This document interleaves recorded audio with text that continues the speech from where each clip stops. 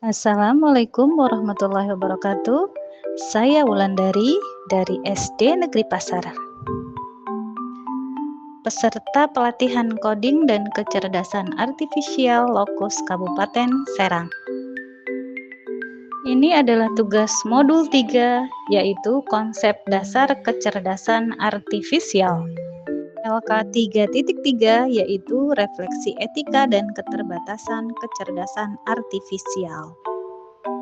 Batasan KA yaitu hanya bisa belajar dari data yang pernah diberikan dan tidak memiliki pemahaman sejati seperti manusia. Artinya, jika datanya tidak lengkap atau bias, maka hasilnya pun akan terbatas atau salah.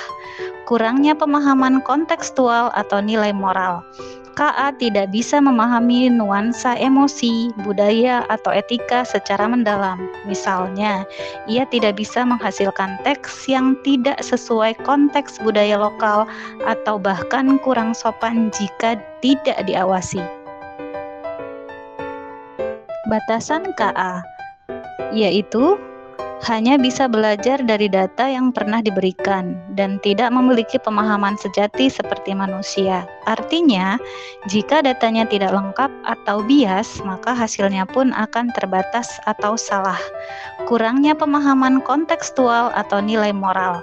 KA tidak bisa memahami nuansa emosi, budaya, atau etika secara mendalam. Misalnya, ia tidak bisa menghasilkan teks yang tidak sesuai konteks budaya lokal atau bahkan kurang sopan jika tidak diawasi.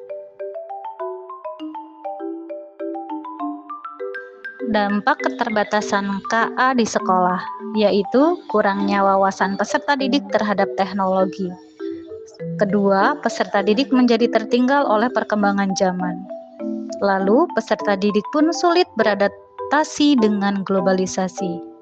Dan peserta didik berpotensi mengeksplorasi KA sendiri tanpa arahan yang mengakibatkan rendahnya etika dalam penggunaan KA.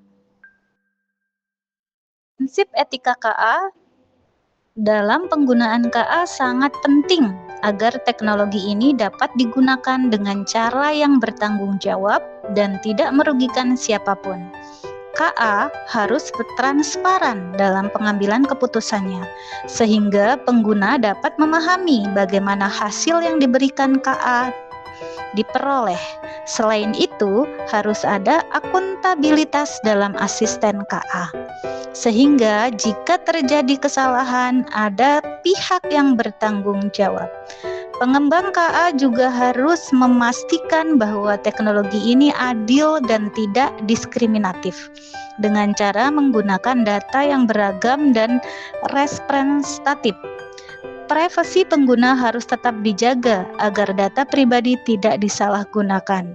Dengan memahami prinsip etika KA, pengguna dapat menggunakan teknologi ini dengan lebih bijak dan bertanggung jawab dalam kehidupan sehari-hari. Cukup sekian penjelasan dari saya, kurang lebihnya mohon maaf. Terima kasih. Wassalamualaikum warahmatullahi wabarakatuh.